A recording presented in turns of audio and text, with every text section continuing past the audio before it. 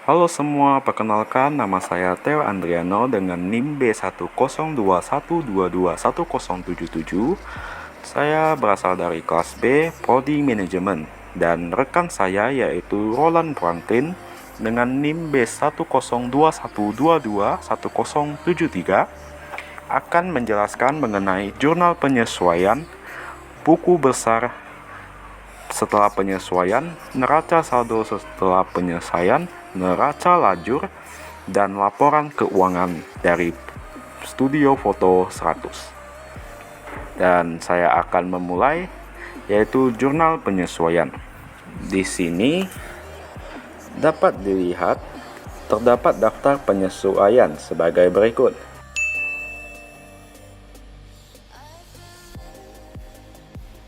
Pada tanggal 31 Juli, Yoyok telah menyelesaikan jasa pemotretan outdoor untuk sampul album penyanyi jazz baru, Boy Septidia, sebesar Rp1.400. Boy berjanji akan membayar lunas tanggal 4 Agustus 2013. Dan di sini kita bisa masukkan ke jurnal penyesuaiannya yaitu piutang usaha sebesar Rp1.400. Dan pendapatan jasa outdoornya kita masukkan ke dalam kredit sebesar Rp1.400, dan di dalam piutang usaha kita masukin ke dalam debit. Dan yang nomor kedua, pelengkapan barang habis pakai yang tersisa setelah dihitung di akhir bulan Juni nilainya sebesar Rp160. Dan di sini kita masukin ke dalam beban perlengkapan yaitu Rp20, dan perlengkapannya sebesar Rp20 di dalam kredit. Dan beban kendaraan yaitu untuk soal nomor 3. Sewa motor dibayar di muka untuk masa 1 tahun. Yoyok sudah menggunakan motor tersebut selama 1 bulan, berarti sisa 11 bulan.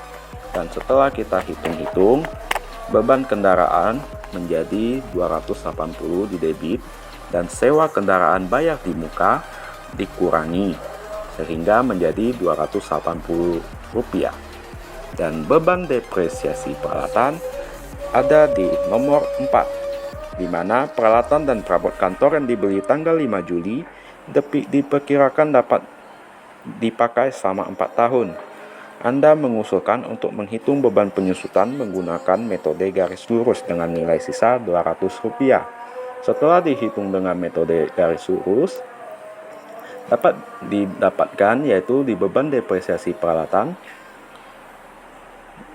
sebesar Rp100 di dalam debit, dan akumulasi depresiasi peralatan dimasukin ke dalam kredit sebesar Rp100.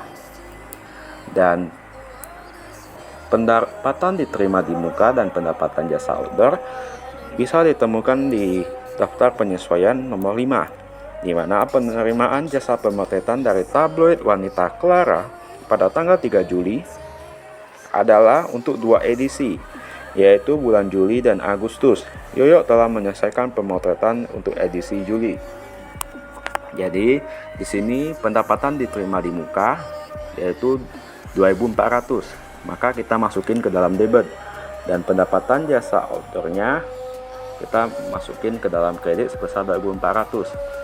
Karena kita hanya bisa menyelesaikan 1 bulan saja dari 2 bulan tersebut, maka kita dibayar setengah dari Rp4.800. Dan untuk seterusnya itu adalah beban gaji dan utang gaji. Di sini adalah untuk nomor 6, di mana staf kantor ikut menemani Yoyok dalam pemotretan untuk majalah berkebun di hari libur. Uang lembur yang dijanjikan sebesar Rp200 akan ditransfer pada saat pembayaran gaji di pertengahan Agustus 2013. Dan dapat kita lihat di sini, beban gajinya bertambah yaitu sebesar Rp200, dan kita masukkan ke dalam debit, dan utang gajinya kita masukin ke dalam kredit karena utangnya bertambah. Dan beban air listrik telepon kita bisa lihat pada nomor 7, yaitu tagihan air bulan Juli baru diterima pada tanggal 31 Juli dan akan dibayar di minggu pertama Agustus sebesar Rp120. Jadi di sini bebannya kita masih mendapatkan beban sebesar Rp120, dan maka kita masukin ke dalam debit. Dan beban yang masih harus dibayar kita masukin ke dalam kredit, karena kita akan membayarnya di minggu pertama Agustus. Dan jika kita totalkan semuanya, maka neracanya seimbang, yaitu 4.520 antara debit dan kreditnya. Maka dari itu jurnal penyesuaiannya ini seimbang. Dan selanjutnya saya akan menjelaskan mengenai buku besar setelah penyesuaian. Di sini pada piutang usaha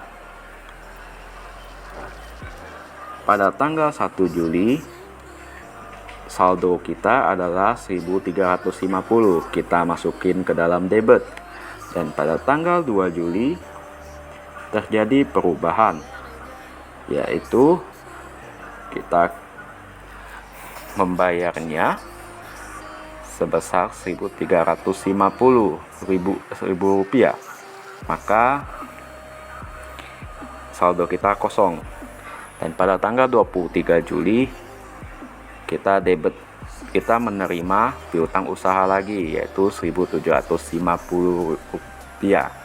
Dan maka saldonya adalah 1.750 rupiah, kita masukin ke dalam debit. Dan pada tanggal 30 Juli terjadi penambahan piutang usaha lagi, yaitu sebesar 1.100 rupiah. Dan jika ditotalkan saldo kita adalah 2.850 rupiah. Dan habis itu setelah kita tambah penyesuaian, yaitu pada tanggal 31 Juli sebesar 1.400 rupiah, maka saldo kita adalah 4.250 rupiah. Dan pada buku besar pelengkapan, di sini total 1 Juli yaitu adalah 920 rupiah. Dan setelah kita tambah penyesuaian, kita menambahkan telah dibayar yaitu 760 rupiah, maka di sini saldo kita adalah 160 rupiah. Dan akumulasi depresiasi peralatan kantor sesuai yang tadi kita hitung di jurnal penyesuaian, dan ini kita tambahkan ke buku besar, maka saldonya kita masukin ke dalam kredit, yaitu sebesar 100 rupiah. Dan setelah itu ada sewa kendaraan dibayar di muka. Setelah kita tambah penyesuaian pada tanggal 31 Juli, ternyata dikurangi 280 rupiah. Dan maka saldo yang awalnya adalah 3.360 rupiah menjadi 3.080 rupiah. Dan seterusnya yaitu di buku besar pelengkapan atau barang habis pakai, setelah kita menyesuaikannya dengan jurnal penyesuaian pada tanggal 31 Juli, maka hasil awalnya yaitu 180 rupiah dikurangi dengan 160 rupiah sehingga hasilnya menjadi 20 rupiah. Dan beban depresiasi peralatan kantor pada tanggal 31 Juli mendapatkan penambahan, dan kita masukkan ke dalam kredit, dan saldonya kita tulis dalam kredit yaitu sebesar 100 rupiah. Dan di sini buku besar utang gaji, yaitu kita melakukan penyesuaian pada tanggal 31 Juli dan kita menambah utang gaji kita yaitu sebesar 200 rupiah dan kita masukkan ke dalam kredit, maka saldonya adalah 200 rupiah di dalam kredit. Dan seterusnya yaitu beban gaji. Di sini setelah penyesuaian yang awalnya adalah 2.400 rupiah di dalam saldo, setelah ditambah 200 rupiah lagi, maka beban gajinya adalah 2.600 rupiah setelah penyesuaian. Dan beban kendaraan operasional setelah penyesuaian menambah 280 rupiah.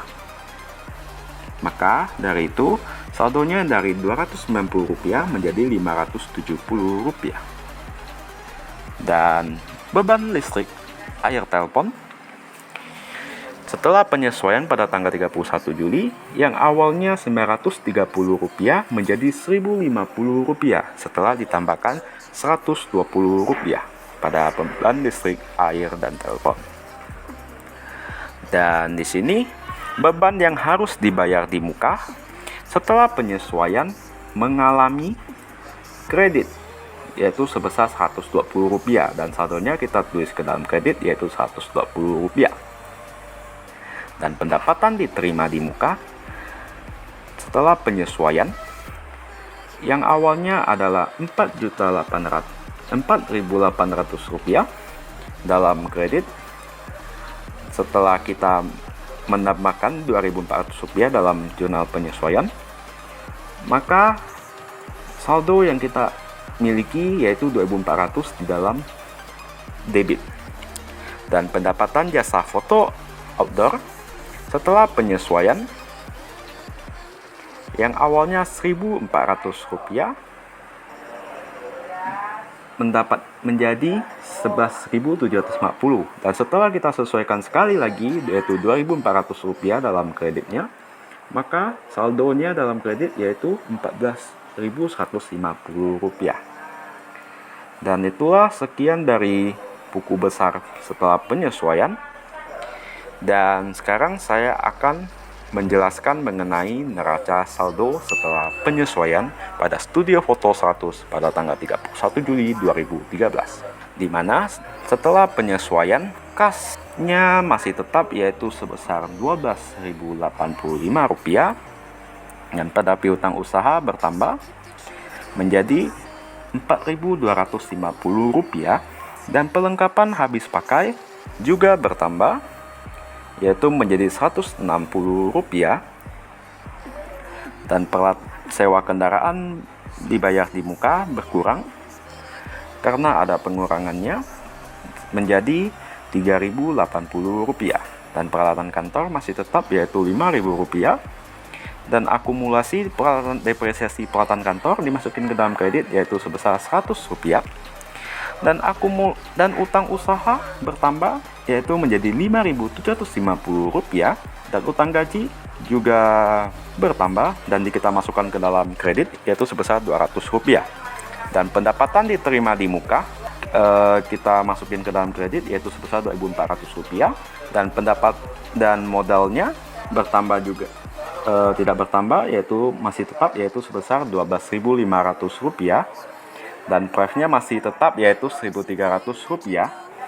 Pendapatan jasa foto indoor sebesar Rp4.400, dan pendapatan jasa foto outdoor juga bertambah menjadi Rp14.150, dan beban uang yang masih harus dibayar sebesar Rp120 yaitu beban air, beban cetak foto Rp2.565, sewa fotografi Rp2.600, sewa kantor Rp1.300, beban gaji Rp2.600, beban air listrik telepon bertambah menjadi Rp1.050, beban perlengkapan habis dipakai menjadi Rp940, beban iklan menjadi Rp1.730, beban kendaraan operasional menjadi Rp570, dan beban depresiasi peralatan kantor menjadi Rp100, dan kita masukin ke dalam debit karena merupakan beban, dan beban lain-lain masih tetap yaitu Rp290.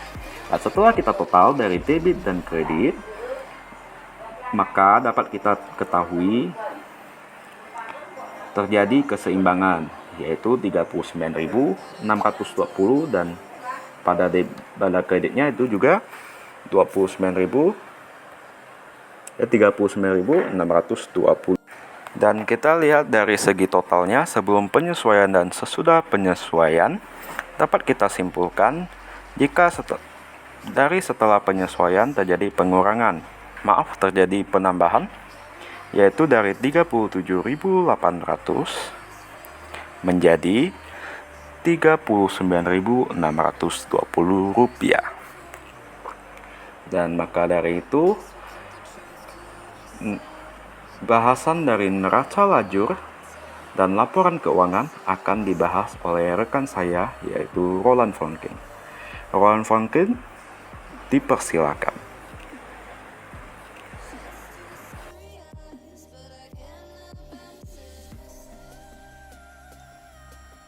Baik, saya Roland akan menjelaskan tentang neraca lajur dan juga laporan keuangan. Nah, apa itu neraca lajur? Nah, neraca lajur ini eh, di dalamnya ada daftar saldo sebelum penyesuaian, jurnal penyesuaian, ada daftar saldo setelah penyesuaian, ada laporan laba rugi, dan juga ada laporan posisi keuangan. Nah, di sini untuk daftar saldo sebelum penyesuaian itu kita masukkan sesuai dengan buku besar. Lalu di jurnal penyesuaian ya kita isi dengan worksheet yang jurnal penyesuaian atau soal-soal yang Bapak kasih. Setelah itu ada daftar saldo setelah penyesuaian. Nah, daftar saldo setelah penyesuaian ini adalah jumlah dan pengurangan dari daftar saldo bulan sebelum, daftar saldo sebelum penyesuaian, dan juga jurnal penyesuaian. Nah, sedangkan laporan laba rugi itu ditulis sama dengan daftar saldo setelah penyesuaian, tetapi di sini yang ditulis hanyalah dari pendapatan jasa foto indoor hingga beban lain-lain. Jadi dari kas hingga praf itu tidak dicantumkan. Mengapa tidak dicantumkan? Karena kas sampai dengan praf ini dicantumkan ke dalam laporan posisi keuangan, bukan ke laba rugi. Oke, kita lanjut ke laporan keuangan. Nah, laporan keuangan ini kita buat menjadi 3 jenis tabel. Yang pertama itu ada tabel tentang laba rugi.